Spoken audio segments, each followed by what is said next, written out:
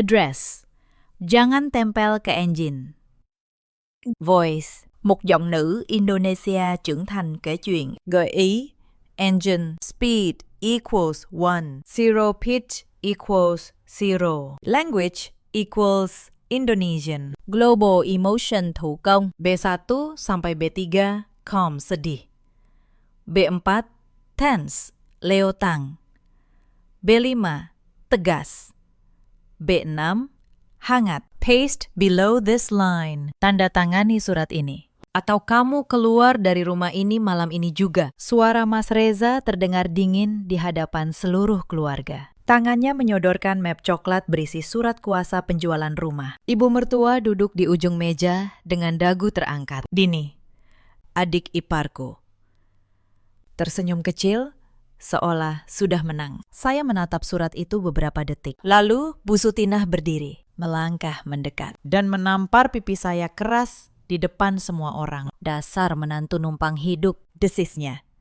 Rumah ini bukan milikmu. Saya tidak menangis. Saya tidak membentak. Saya hanya tersenyum tipis. Lalu berkata pelan, baik, saya tanda tangan.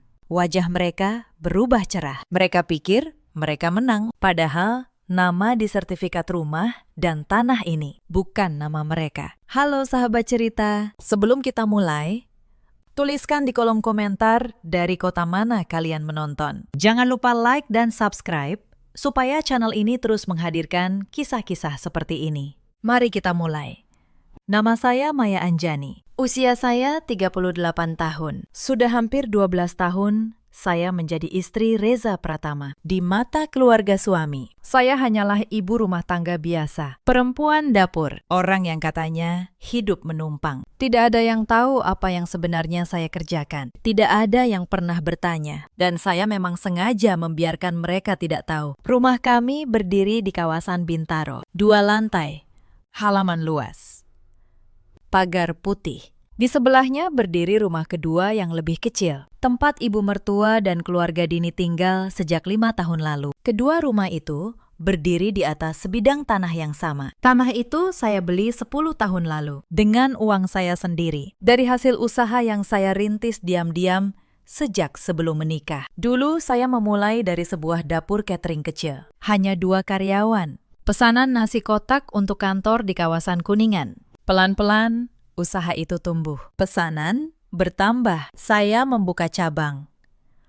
Lalu, saya mulai membeli petak tanah satu persatu ketika harga masih murah. Saya tidak pernah memamerkan apapun. Mobil saya biasa saja, pakaian saya sederhana. Setiap pagi saya tetap memasak untuk keluarga, mencuci, menyapu halaman.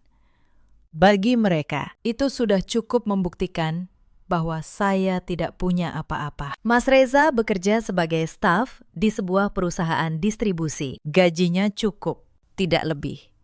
Tapi di hadapan ibunya, ia selalu berlagak sebagai tulang punggung yang menanggung semua, termasuk menanggung saya. Untung kamu dinikahi anak saya, kata Bu Sutinah suatu hari. Kalau tidak, mau jadi apa kamu? Saya hanya tersenyum. Saya tidak pernah membantah, karena saya tahu satu hal yang tidak mereka tahu. Rumah yang mereka tinggali, tanah yang mereka pijat, bahkan listrik yang mereka pakai setiap hari. Semuanya berdiri di atas nama yang sama, nama saya. Saya memilih diam selama bertahun-tahun, bukan karena saya lemah, tapi karena saya percaya suatu hari kebenaran tidak perlu diteriakan, ia hanya perlu dibuktikan pada waktu yang tepat. Dan waktu itu ternyata semakin dekat. Semua bermula beberapa bulan sebelum malam penamparan itu. Dini, adik ipar saya, akan menikah lagi setelah bercerai. Pesta besar direncanakan. Gedung mewah, ratusan tamu, catering mahal dari luar. Suatu sore, Bu Sutinah memanggil saya ke ruang tengah. Di sana sudah ada Mas Reza dan Dini. Maya, kata ibu mertua, pernikahan Dini butuh biaya besar. Sebagai keluarga, kamu harus ikut menanggung. Saya bertanya pelan. Berapa yang ibu maksud? 50 juta, jawab Dini cepat. Itu pun masih kurang. Saya menatap Mas Reza. Ia membuang muka. Sudah, Turuti saja. Maya, katanya.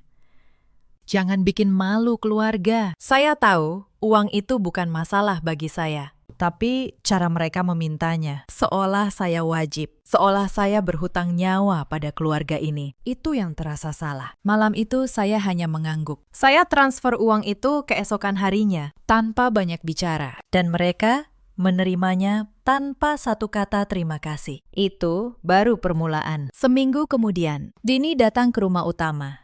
Ia berjalan masuk ke kamar tidur utama, kamar saya dan Mas Reza. Lalu mulai memindahkan barang-barang saya ke kamar kecil di belakang. Kamar ini lebih cocok untuk aku dan calon suamiku kalau menginap. Katanya santai. Kakak kan cuma ibu rumah tangga. Tidur di mana saja, sama saja. Saya berdiri di ambang pintu, menahan napas. Lalu saya menoleh pada Mas Reza yang berdiri di belakang. Kamu setuju ini? Tanya saya.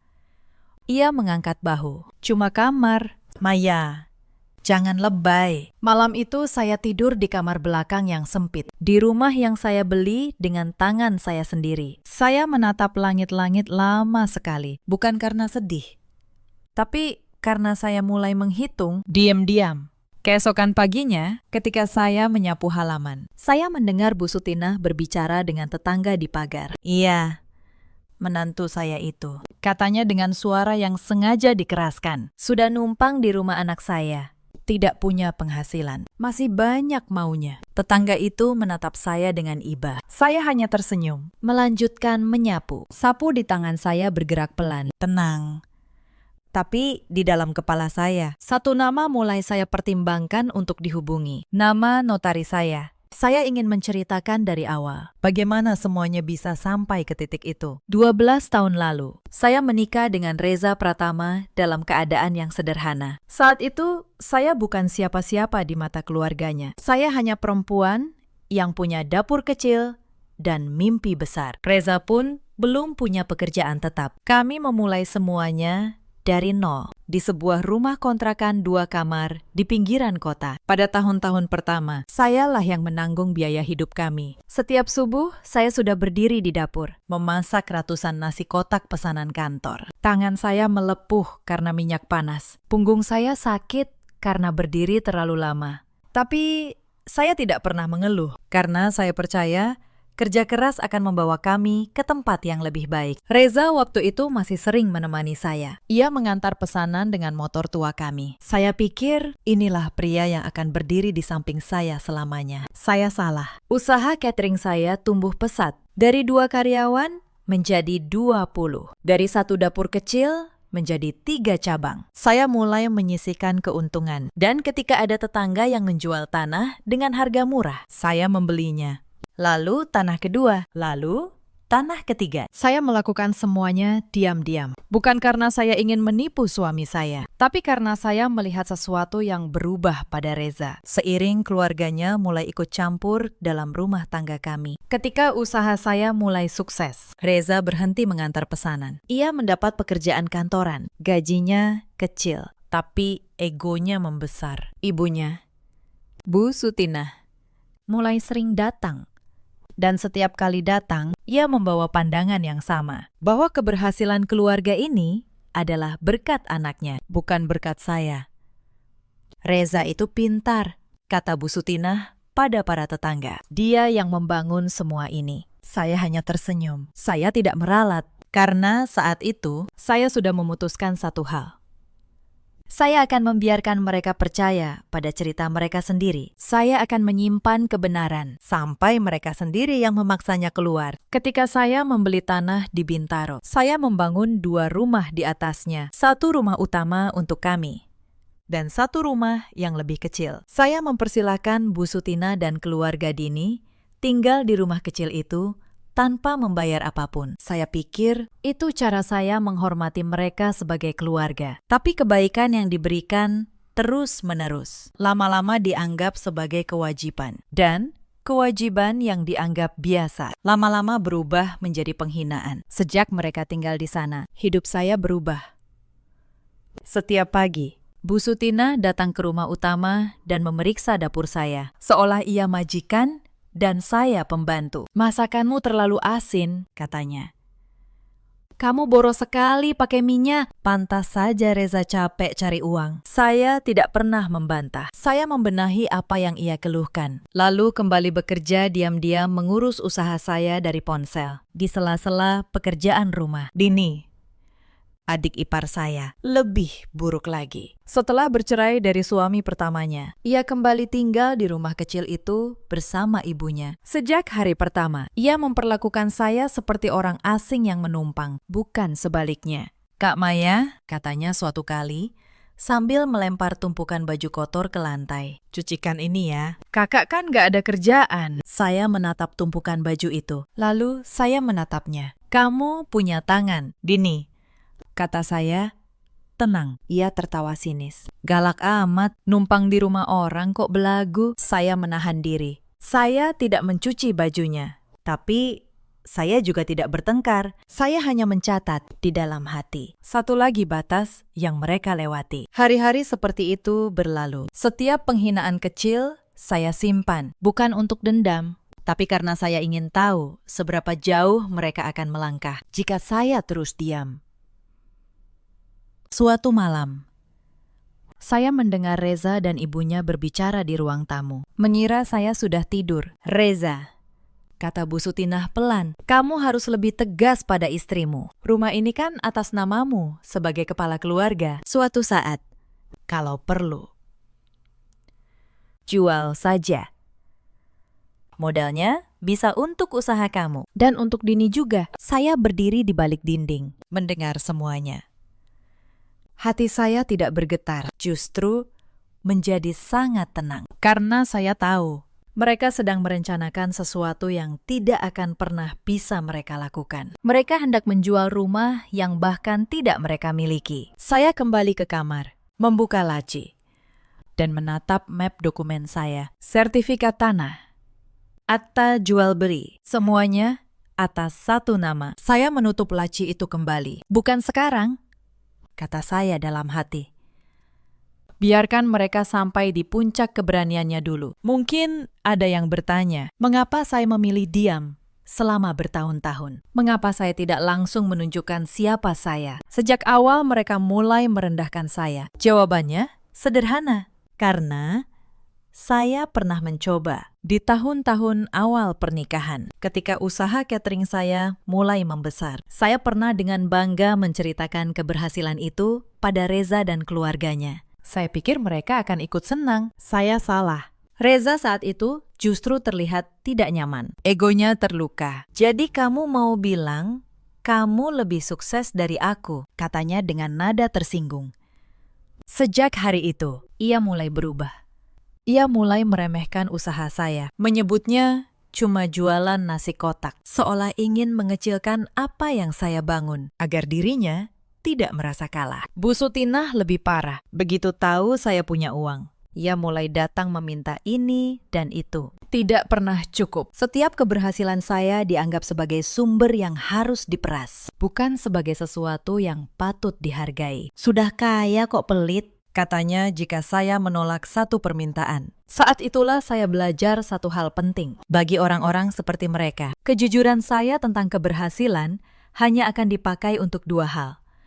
Untuk memeras atau untuk merasa tersaingi. Tidak pernah untuk menghargai. Maka saya mengambil keputusan. Saya akan menutup rapat semua tentang aset saya. Saya akan tampil sebagai ibu rumah tangga biasa. Saya akan biarkan mereka percaya saya tidak punya apa-apa. Bukan karena saya takut, tapi karena saya ingin melihat siapa mereka sebenarnya. Ketika mereka pikir saya tidak punya nilai apa-apa di mata mereka, itu adalah ujian diam-diam yang saya berikan pada keluarga saya sendiri. Dan bertahun-tahun kemudian, mereka memberikan jawaban yang sangat jelas. Hanya satu orang di lingkungan itu yang tahu kebenaran. Namanya Bu Hartati, tetangga lama yang dulu menjual sebagian tanah ini kepada saya. Ia tahu persis bahwa sayalah yang membeli tanah itu, bahwa sayalah yang membangun kedua rumah. Suatu hari, Bu Hartati menarik saya ke samping saat saya menyapu halaman. "Maya," katanya pelan,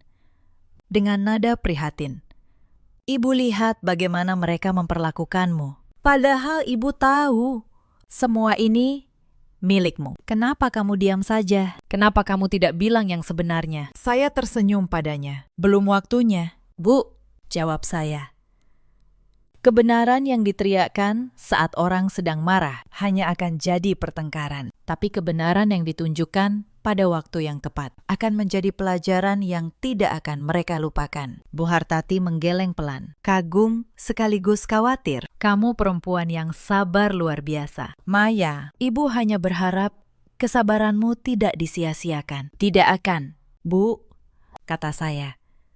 Setiap kesabaran punya akhir, dan akhirnya biasanya sepadan dengan penantiannya. Bu Hartati hanya bisa menepuk bahu saya. Ia berjanji akan menjaga rahasia itu sampai saya sendiri yang membukanya, dan ia menepati janjinya. Saya kembali menyapu halaman. Daun-daun kering berjatuhan, dan saya menyapunya satu persatu dengan sabar.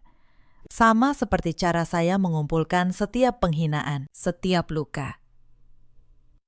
Satu persatu. Menunggu hari di mana semuanya akan terbalas. Bukan dengan kemarahan, tapi dengan kebenaran. Hari itu, saya tahu tidak akan lama lagi.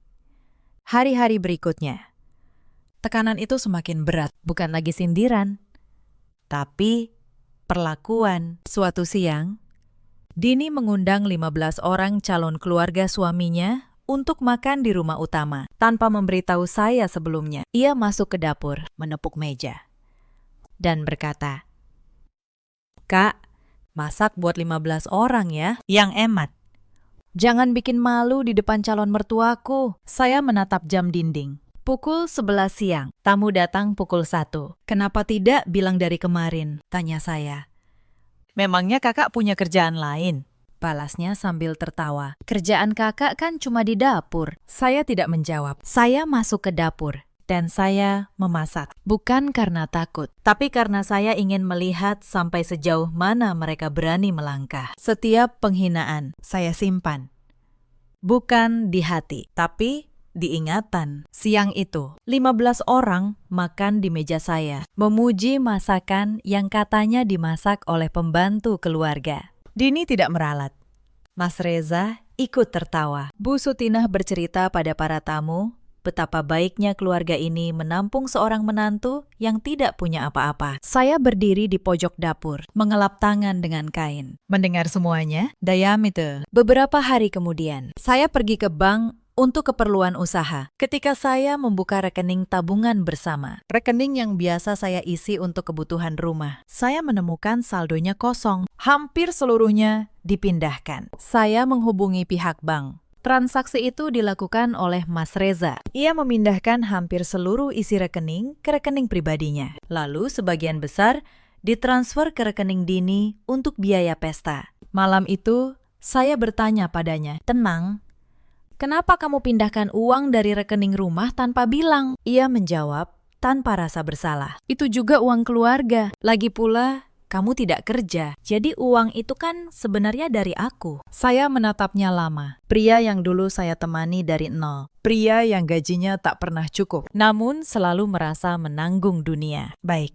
kata saya akhirnya. Hanya itu, saya tidak bertengkar. Saya naik ke kamar belakang, membuka laci, dan mengeluarkan satu map berisi dokumen yang sudah saya simpan bertahun-tahun. Saya menatap satu lembar di antaranya, lalu saya menutup map itu kembali. Belum waktunya. Esok paginya, sesuatu yang lebih jauh terjadi. Ketika saya pulang dari mengurus salah satu cabang catering, kunci rumah utama tidak bisa saya buka. Gembok sudah diganti. Bu Sutinah muncul dari balik pintu, menatap saya dari atas ke bawah. "Mulai sekarang, kamu tinggal di rumah belakang saja," katanya.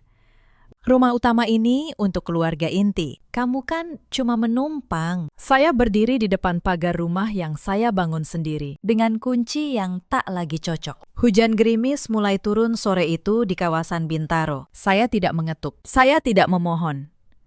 Saya hanya berbalik, masuk ke mobil, dan menelpon satu nomor. "Pak Tono," kata saya pelan. "Saya rasa sudah waktunya kita siapkan semua dokumennya." Di seberang sana, notaris yang sudah mengurus aset saya selama 10 tahun itu menjawab tenang. "Saya tunggu di kantor. Kapanpun ibu siap, saya tidak langsung bertindak. Saya menunggu, karena saya tahu mereka belum sampai di puncak keberanian mereka. Dan saya ingin seluruh keluarga melihatnya sendiri pada saat yang tepat. Penghinaan terhadap saya tidak hanya terjadi di dalam rumah. Lama-lama, mereka membawanya keluar ke hadapan orang banyak. Suatu sore, Bu Sutinah mengadakan arisan keluarga besar di rumah utama. Belasan ibu-ibu datang. Duduk di ruang tamu yang luas. Saya, seperti biasa, berada di dapur, menyiapkan hidangan untuk para tamu. Saat saya keluar membawa nampan berisi kue dan teh, Bu Sutinah memperkenalkan saya dengan cara yang membuat saya menahan napas. "Ini menantu saya," katanya pada para tamu, sambil tertawa kecil. "Untung ada dia, jadi ada yang bisa disuruh-suruh di dapur. Lumayan daripada bayar pembantu." Ibu-ibu itu tertawa. Beberapa menatap saya dengan iba. Beberapa lagi ikut menertawakan. Saya hanya tersenyum, meletakkan nampan, lalu kembali ke dapur. Punggung saya tegak, langkah saya tenang. Tapi di balik pintu dapur, saya berhenti sejenak, menarik napas dalam-dalam. Saya teringat, beberapa dari ibu-ibu itu sebenarnya adalah klien catering saya. Mereka memesan ratusan kotak makanan dari perusahaan saya untuk acara-acara besar mereka, tanpa pernah tahu bahwa pemiliknya adalah perempuan yang baru saja mereka tertawakan di dapur ini. Ironi itu membuat saya hampir tersenyum sungguhan. Di tengah arisan, ponsel saya bergetar.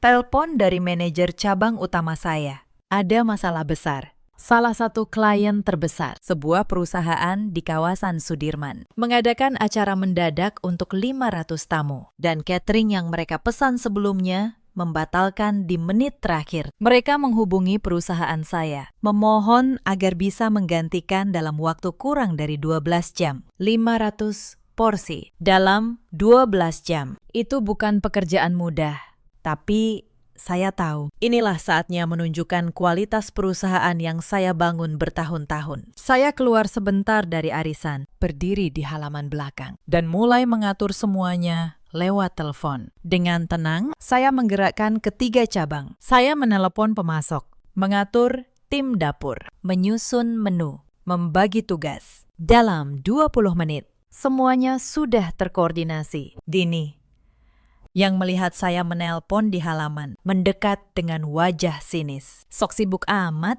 telepon siapa sih?" "Pacar gelap," katanya sambil tertawa. Saya menutup telepon, menatapnya tenang. "Urusan pekerjaan," jawab saya singkat. "Pekerjaan apa?" ejeknya. "Tukang cuci piring gak punya pekerjaan." Ia berbalik, kembali ke arisan, masih tertawa. Saya tidak menjelaskan. Saya kembali ke dapur, menyelesaikan tugas saya, melayani arisan ibu mertua, sambil di saat yang sama, lewat ponsel, mengarahkan tim saya menyelesaikan pesanan 500 porsi, yang nilainya jauh lebih besar dari seluruh biaya arisan ini. Malam itu, acara klien saya berjalan sempurna. Manajer saya menelpon, suaranya penuh kelegaan. "Bu Maya," kliennya sangat puas. Mereka bilang ini catering terbaik yang pernah mereka pakai. Mereka mau jadi langganan tetap. Saya tersenyum di kamar belakang yang sempit. Di rumah yang saya beli sendiri. Sebagai perempuan yang siang tadi ditertawakan sebagai tukang cuci piring. Saya baru saja menyelamatkan sebuah acara besar dan mendapatkan klien tetap baru. Dua dunia yang begitu berbeda dalam satu hari yang sama. Beberapa hari kemudian, terjadi sesuatu yang membuat kesabaran saya benar-benar diuji. Saya menyimpan sebuah kalung emas pemberian mendiang ibu saya di dalam laci kamar belakang. Kalung itu satu-satunya benda berharga yang punya nilai sentimental bagi saya. Bukan karena harganya, tapi karena kenangannya. Suatu hari, kalung itu hilang. Saya mencarinya kemana-mana. Lalu Mbak Asih dengan suara takut memberitahu saya, "Bu, saya lihat Bu Sutinah dan Mbak Dini masuk ke kamar ibu kemarin." Saya tidak berani melarang. Saya menanyakannya pada Bu Sutinah dengan tenang. Awalnya ia menyangkal, tapi akhirnya dengan enteng. Ia mengaku, "Oh, kalung itu saya gadaikan. Lumayan buat tambahan biaya pesta Dini. Kamu kan tidak butuh perhiasan, cuma di dapur saja." Saya terdiam, Untuk pertama kalinya, ada sesuatu yang terasa berbeda di dada saya. Bukan amarah biasa. Mereka tidak hanya merendahkan saya, tidak hanya mengambil rumah dan uang saya. Kali ini, mereka mengambil kenangan terakhir tentang ibu saya dan menganggapnya sepele. Saya tidak berteriak. Saya tidak menangis di hadapan mereka. Saya hanya berkata pelan, "Berikan saya surat gadainya. Saya akan menebusnya sendiri." Bu Sutinah mengangkat bahu, menyerahkan surat itu seolah tak ada yang salah. Malam itu, saya menebus kalung ibu saya kembali. Dan saat saya memegangnya, saya tahu kesabaran saya sudah sampai di batasnya. Apa yang akan saya lakukan saat Lebaran nanti? Bukan lagi sekedar membuktikan kepemilikan, tapi mengembalikan harga diri yang selama ini mereka injak-injak. Tekanan terhadap saya tidak berhenti, justru semakin terbuka, semakin berani. Suatu hari, sebuah surat datang ke rumah. Tagihan listrik dan air untuk kedua rumah, yang selama ini saya bayar tanpa pernah mereka ketahui. Kali itu Dini yang lebih dulu membuka surat itu. Ia membawanya ke ruang tengah, melambai-lambaikannya di depan Bu Sutinah. "Bu, lihat ini," katanya. "Tagihannya besar sekali. Pasti Kak Maya yang boros. Dia kan suka masak-masak nggak jelas." Saya yang baru pulang mendengar itu. Saya menghampiri, mengambil surat dari tangannya dengan tenang. "Tagihan ini sudah saya bayar dari dulu," kata saya. "Termasuk listrik rumah kalian." Dini tertawa. "Halah, sok-sokan. Memang kakak punya uang." Saya tidak menjawab. Saya melipat surat itu, memasukkannya ke tas saya. Mereka tidak tahu, setiap bulan sayalah yang menanggung seluruh biaya kedua rumah ini. Dan mereka menyebut saya numpang hidup. Beberapa hari kemudian, terjadi hal yang lebih menyakitkan. Saya sedang mengurus salah satu cabang catering ketika telepon dari Mbak Asih, pembantu yang sudah lama bekerja dengan saya. Masuk. "Bu Maya," katanya dengan suara bergetar. "Barang-barang ibu di kamar utama. Dipindahkan semua ke gudang belakang." Saya tidak berani melarang. Saya pulang. Benar saja. Lemari saya, pakaian saya, bahkan foto pernikahan saya, semuanya ditumpuk di gudang belakang yang lembab. Dini berdiri di kamar utama yang kini ia tata ulang sesuai seleranya. "Kamar ini sekarang punyaku," katanya enteng. "Calon suamiku butuh tempat yang layak kalau menginap. Kakak di gudang aja, kan kakak nggak rewel." Saya menatap foto pernikahan saya yang tergeletak di lantai gudang. Kaca bingkainya retak. Saya memungutnya pelan. Lalu saya menoleh pada Reza yang berdiri di belakang, menyaksikan semuanya tanpa berkata apa-apa. "Kamu lihat ini semua?" tanya saya. Ia membuang muka. "Sudah." "Maya, ngalah dikit kenapa sih?" "Demi keluarga." "Demi keluarga." Kata itu selalu mereka pakai untuk membenarkan setiap penghinaan. Saya membawa foto retak itu ke gudang, meletakkannya di atas tumpukan barang saya, dan tidak berkata apa-apa lagi malam itu. Tapi di dalam diri saya, sesuatu sudah benar-benar berubah. Bukan kemarahan, sesuatu yang jauh lebih dingin dari kemarahan. Sebuah keputusan yang sudah bulat. Esoknya, saya pergi diam-diam ke kantor notaris saya, Pak Tono. Saya duduk di hadapannya, dan saya menyiapkan semuanya. "Saya ingin semua dokumen rapi dan siap," kata saya. "Sertifikat, akta, bukti pembelian, riwayat pembayaran pajak, semuanya.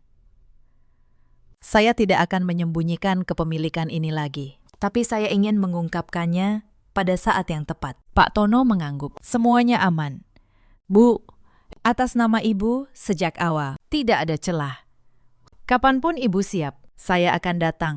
Saya pulang dengan hati yang tenang. Saya tahu mereka akan segera memberi saya momen yang saya tunggu. Dan saya benar, seminggu sebelum Lebaran, Bu Sutinah mengumpulkan keluarga inti di ruang tengah. Ia berbicara seolah saya tidak ada di ruangan itu. "Setelah Lebaran, kita urus penjualan rumah," katanya.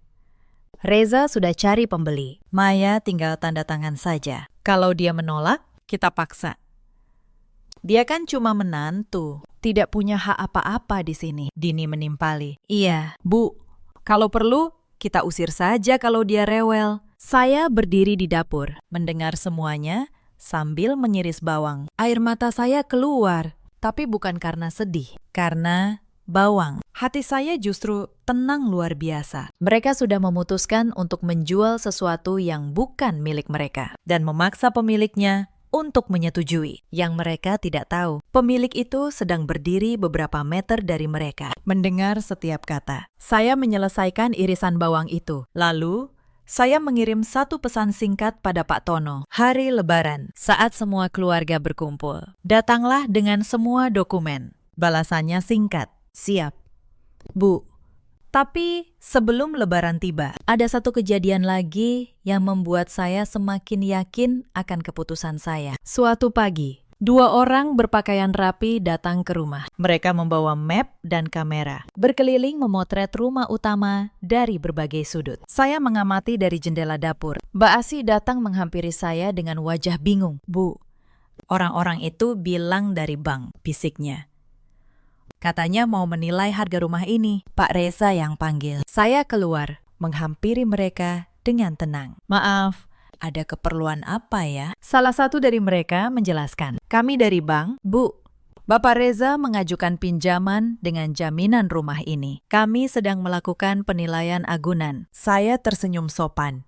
Oh, begitu. Silakan dilanjutkan. Saya tidak menghentikan mereka. Saya justru membiarkan mereka bekerja karena saya tahu ketika bank memeriksa dokumen kepemilikan, mereka akan menemukan sesuatu yang Reza sendiri tidak tahu, bahwa nama di sertifikat bukan namanya. Sore harinya, Reza pulang dengan wajah penuh harapan. Ia berbicara pada ibunya di ruang tamu. Tidak peduli saya mendengar. Bu, kalau pinjaman ini cair, kita bisa renovasi besar-besaran. Dananya juga cukup untuk modal usaha aku dan pesta dini. Katanya bangga. Rumah ini kan asetnya besar. Bu Sutinah tersenyum puas. Bagus. Nak, memang kamu yang paling pintar di keluarga ini. Saya hanya diam, melanjutkan pekerjaan saya. 3 hari kemudian, telepon Reza berdering. Saya tahu dari nada suaranya bahwa kabar itu bukan kabar yang ia harapkan. Apa maksudnya ditolak? Suaranya meninggi. Kenapa? Rumahnya jelas-jelas besar. Saya mendengar dari kejauhan. Suara petugas bank di seberang menjelaskan dengan sopan bahwa pengajuan pinjaman tidak bisa diproses. Karena pemohon bukanlah pemilik sah dari agunan yang diajukan. Bahwa rumah dan tanah itu terdaftar atas nama orang lain. Reza menutup telepon dengan wajah pucat. Ia menatap ibunya. Bu, kata bank, rumah ini bukan atas namaku. Bu Sutinah mengernyit. Tidak mungkin.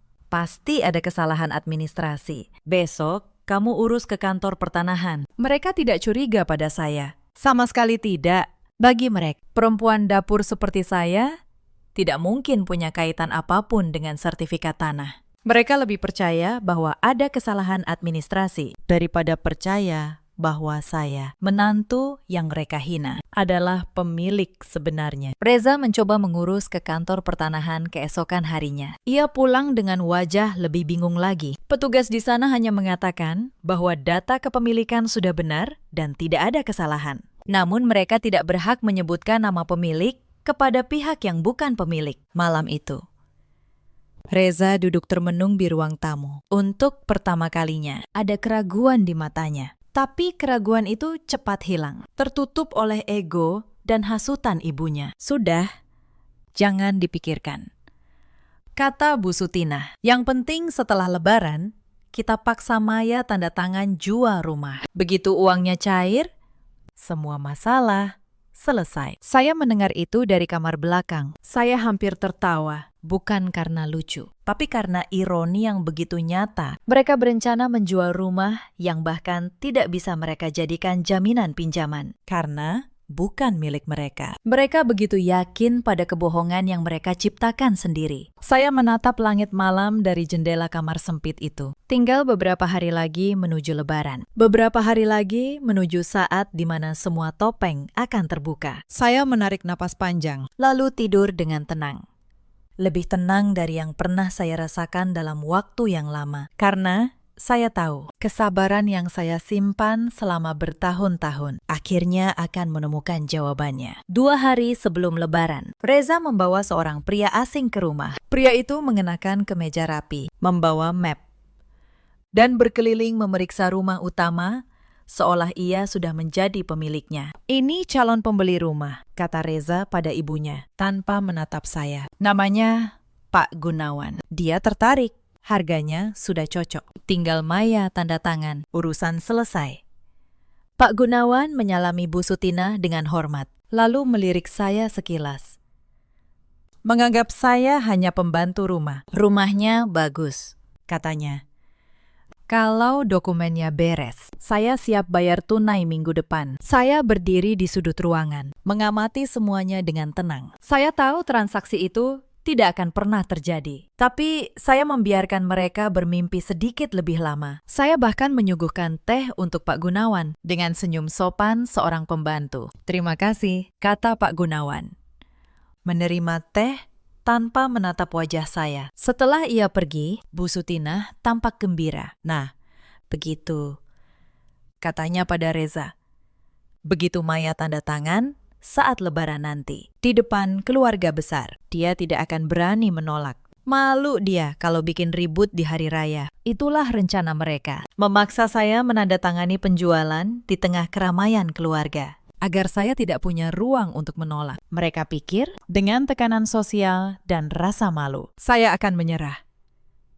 Mereka tidak tahu, saya justru menunggu momen itu. Karena ketika seluruh keluarga berkumpul, ketika semua mata tertuju, disitulah kebenaran akan punya panggung yang paling tepat. Malam sebelum Lebaran, saya tidak bisa tidur. Bukan karena cemas, tapi karena tenang yang aneh. Saya membuka laci, mengeluarkan map dokumen saya untuk terakhir kalinya sebelum esok. Saya menatap sertifikat itu lama. Tangan yang dulu melepuh karena minyak panas, kini memegang bukti dari setiap tetes keringat itu. Saya teringat semua yang telah terjadi. Tamparan, hinaan, kalung ibu yang digadaikan, kamar yang diambil, uang yang dipindahkan, semuanya. Lalu, saya menutup map itu. Dan untuk pertama kalinya, dalam waktu yang lama, saya merasa damai. Esok adalah hari Lebaran, hari di mana semua orang saling memaafkan. Tapi sebelum maaf itu punya makna, kebenaran harus berbicara lebih dulu. Saya mengirim satu pesan terakhir pada Pak Tono. Besok, pukul 11 siang, saat keluarga sedang berkumpul, datang dengan semua dokumen dan 2 asisten. Balasannya datang cepat. "Saya sudah siap, Bu. Sampai jumpa besok." Saya meletakkan ponsel, menatap langit malam terakhir sebelum semuanya berubah. Besok, perempuan yang mereka sebut numpang hidup akan berdiri sebagai pemilik dari setiap jengkal tanah yang mereka pijak. Dan mereka, untuk pertama kalinya, akan benar-benar mengerti arti dari kesabaran yang selama ini mereka anggap kelemahan. Puncak itu datang saat Lebaran. Seluruh keluarga besar berkumpul di rumah utama. Paman, bibi, sepupu, semuanya. Meja penuh ketupat, opor ayam, rendang. Suasana ramai. Saya datang membawa kue, masih dengan posisi yang sama di mata mereka. Menantu numpang yang sopan. Di tengah acara, Bu Sutina mengetuk gelas. Semua diam. Lalu ia berkata lantang, agar semua keluarga mendengar. "Hari ini saya ingin menyelesaikan satu urusan keluarga. Rumah dan tanah ini akan kami jual untuk modal usaha Reza dan biaya hidup Dini. Maya, sebagai menantu, kamu harus tanda tangan surat persetujuan ini." Ia menyodorkan map coklat itu. Surat kuasa penjualan. Surat yang menyatakan saya menyetujui penjualan rumah dan tanah. Seolah saya hanya pihak yang menumpang dan harus tahu diri. Seluruh keluarga menatap saya. Beberapa dengan iba, beberapa dengan tatapan menghakimi. Seolah berkata, "Tanda tangani saja, jangan menyusahkan." Mas Reza berdiri di samping ibunya. "Tanda tangani surat ini," katanya dingin. "Atau kamu keluar dari rumah ini malam ini juga." Saya menatap surat itu. Lalu, Bu Sutina, karena saya terlalu lama diam, berdiri dan menampar pipi saya. Keras. di depan seluruh keluarga besar. Dasar menantu numpang hidup, desisnya. Rumah ini bukan milikmu. Tanda tangan sekarang. Ruangan hening. Beberapa anggota keluarga saling pandang. Berasa tamparan itu terlalu jauh. Namun, tak ada yang berani ikut campur. Saya mengangkat wajah. Pipi saya panas. Tapi saya tidak menangis. Saya menatap mereka satu persatu. Lalu, saya tersenyum tipis dan berkata pelan, "Baik, saya akan tanda tangan." Saya mengambil pena. Tangan mereka semua tampak lega. Mereka pikir mereka menang. Tapi sebelum pena itu menyentuh kertas, saya berhenti. Lalu saya berkata, masih dengan suara tenang. Tapi sebelum itu, izinkan saya menelpon satu orang, supaya semuanya sah, supaya tidak ada yang salah paham di kemudian hari. Bu Sutinah mengernyit. Telepon siapa? Notaris, jawab saya singkat. Mereka tertawa kecil. Bagi mereka, perempuan dapur yang menyebut kata notaris terdengar seperti lelucon. Setengah jam kemudian, sebuah mobil berhenti di depan rumah. Seorang pria berpakaian rapi turun, membawa tas kerja. Diikuti 2 orang asistennya. Pak Tono, notaris yang sudah mengurus seluruh aset saya selama 10 tahun. Bu Sutinah masih tersenyum mengejek. Untuk apa kamu panggil orang ini? Pak Tono membuka tasnya, mengeluarkan setumpuk dokumen dan meletakkannya di meja makan, di antara opor dan rendang. Lalu, ia berbicara dengan tenang. Suaranya jelas terdengar oleh seluruh keluarga. Saya kesini untuk mengklarifikasi status kepemilikan rumah dan tanah ini, katanya. Karena tampaknya ada kesalahpahaman besar di keluarga ini. Ia mengangkat selembar sertifikat. Tanah seluas hampir 1.000 meter persegi ini, beserta 2 bangunan di atasnya, terdaftar secara sah sejak 10 tahun lalu. Dan pemiliknya hanya 1 orang. Ia menatap ke arah saya. Ibu Maya Anjani. Ruangan itu hening total. Sendok yang tadinya berdenting berhenti. Wajah Bu Sutinah memucat. Dini berdiri dari kursinya. Mas Reza menatap sertifikat itu dengan mata terbelalak. Itu tidak mungkin, kata Bu Sutinah dengan suara bergetar. Rumah ini dibeli Reza. Pak Tono menggeleng pelan. Tidak, Bu. Saya yang mengurus seluruh transaksinya. Tanah ini dibeli oleh Ibu Maya jauh sebelum bangunan didirikan. Dana berasal dari usaha catering dan properti milik beliau pribadi. Suami Ibu Maya tidak pernah tercatat sebagai pemilik, pembeli, maupun penjamin. Ia mengeluarkan dokumen lain. Bahkan rumah kecil tempat Ibu Sutinah dan keluarga Dini tinggal selama 5 tahun ini berdiri di atas tanah milik Ibu Maya. Selama ini kalian tinggal di sana tanpa membayar apapun, atas izin beliau. Dini terduduk di kursinya. Jadi selama ini suaranya hampir tak terdengar.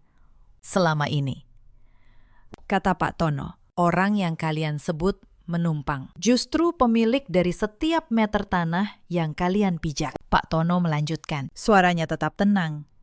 Namun setiap kata terdengar jelas di ruangan yang membeku itu. Ia mengeluarkan dokumen satu persatu, meletakkannya di meja agar semua keluarga bisa melihat. Ini akta jual beli tanah, tertanggal 10 tahun lalu. Pembeli, Ibu Maya Anjani. Ini sertifikat hak milik atas nama yang sama. Ini bukti pembayaran pajak bumi dan bangunan selama 10 tahun terakhir. Semuanya dibayar oleh Ibu Maya. Dan ini, ia mengangkat setumpuk kwitansi. Bukti pembayaran listrik, air, dan perawatan kedua rumah setiap bulan.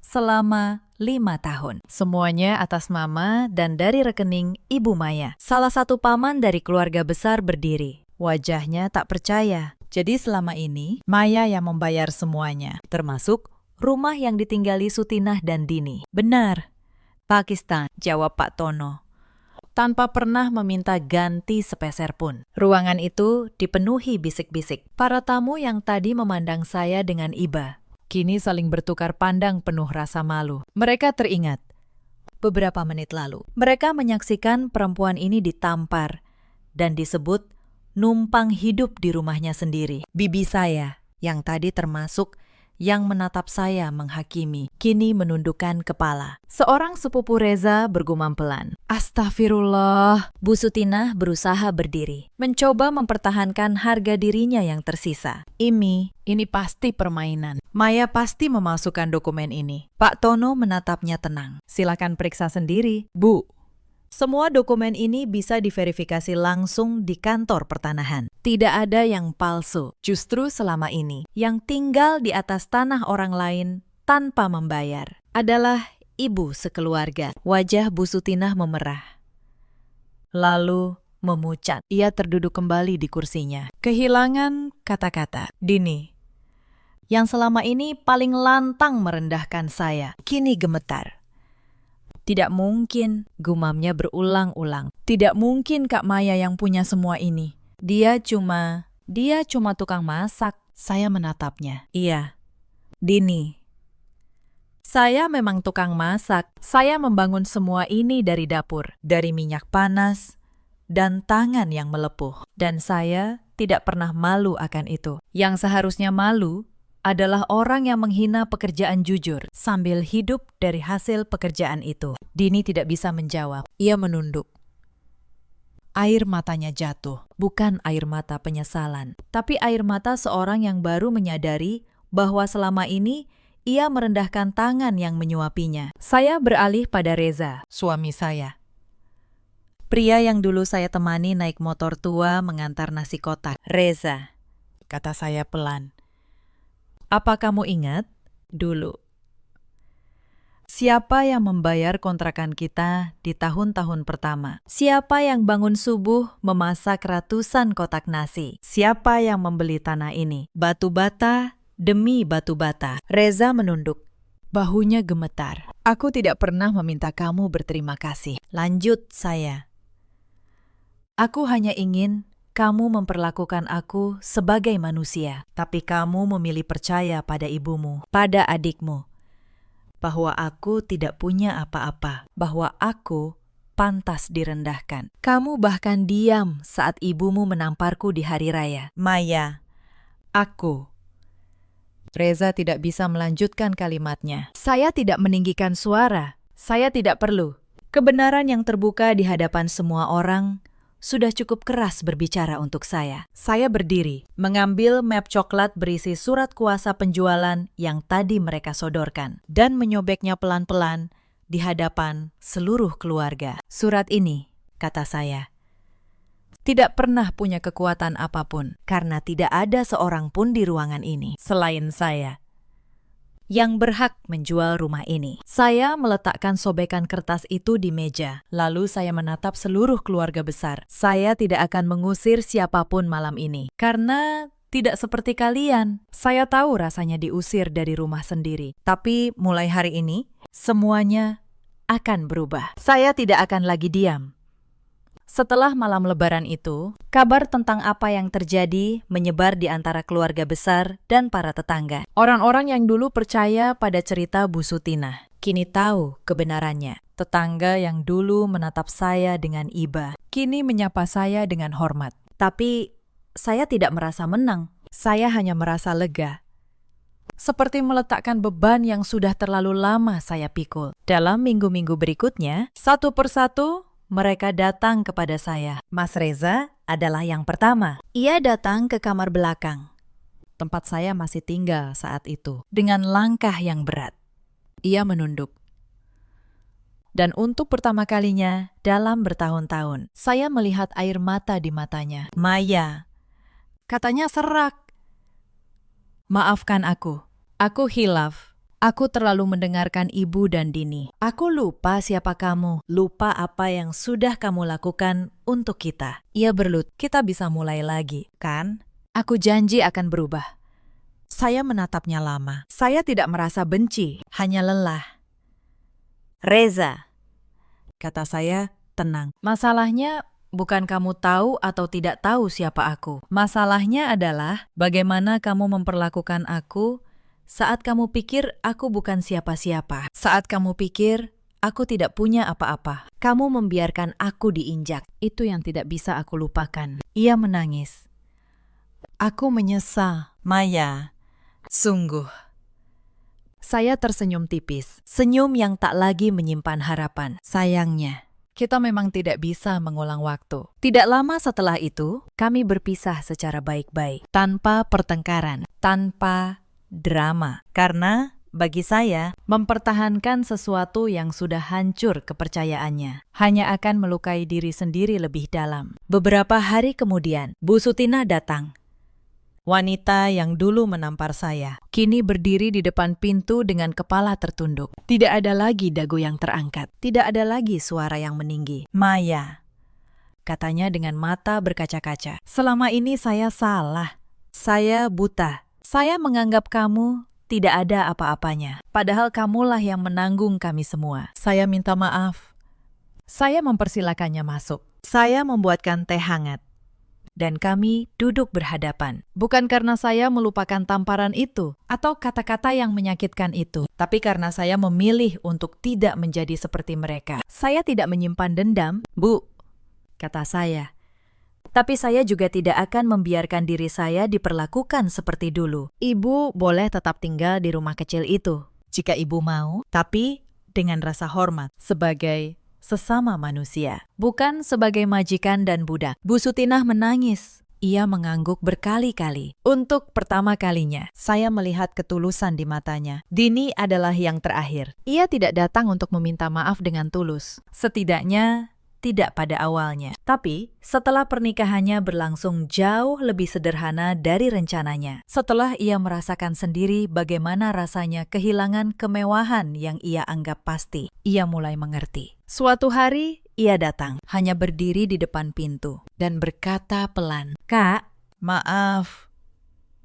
Lalu, ia pergi. Itu sudah cukup bagi saya. Cerita ini mengajarkan kita satu hal. Jangan pernah menilai seseorang dari penampilan luarnya. Dan jangan pernah merendahkan orang yang diam. Karena diam bukan berarti lemah. Di luar sana, ada banyak perempuan yang setiap hari direndahkan di rumahnya sendiri. Dianggap tidak punya apa-apa. Padahal merekalah yang menopang segalanya. Ada juga banyak suami seperti Reza yang baru menghargai istrinya setelah kehilangan. Dan ada pula para ibu mertua yang lupa bahwa menantu juga manusia yang punya harga diri dan batas kesabaran. Dalam hidup, kita selalu punya pilihan. Memilih untuk membalas atau memilih untuk bangkit dengan tenang dan membiarkan kebenaran berbicara sendiri. Ceritakan kisah kalian di kolom komentar. Terima kasih sudah menemani sampai akhir.